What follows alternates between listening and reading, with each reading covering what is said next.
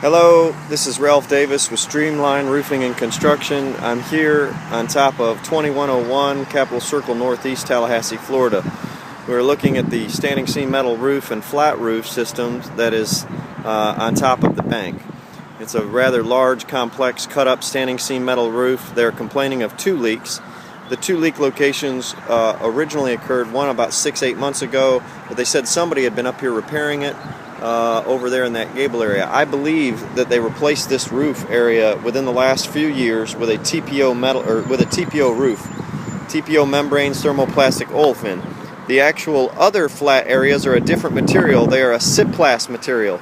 It's a torch down modified aluminum faced foiled material. It looks like it might be the original torch down and been up here for quite a while. The actual problem that they're having, or the problem area that they're having, is over here on this flat roof where the metal roof meets the flat.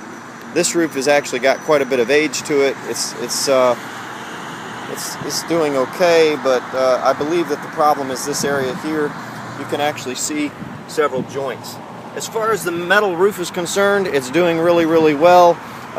It really needs some attention on some of the laps and rivet joints. You've got a ridge cap that's actually sliding down and creating a 2-inch gap in one of your hip caps.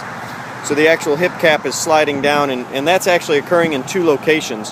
One other location over there in that corner of the bank. I'll save you the walk.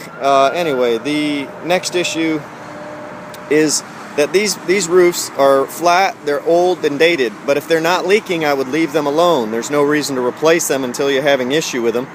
There is also, there's also the option of just replacing one at a time, and that is you could come in here, and in this particular problematic area, you could replace just this with TPO. That's what I would really recommend, is to go back with a 1/2-inch ISO, then go down with a TPO mechanically attached system, and you could actually flash it up underneath this metal roof area.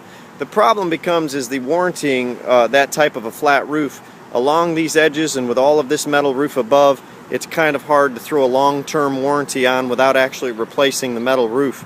And you don't want to do that because the metal roof is quite expensive and costly, and quite honestly, the majority of the roof is in really good shape. So as an owner, I would recommend that you maybe replace these flat roofs as you need to, and then just maybe give the metal roof some love by coming in there and actually resealing and recaulking the joints, re-riveting any of the flashings that's pulled loose over the last 20 years since it's been on here.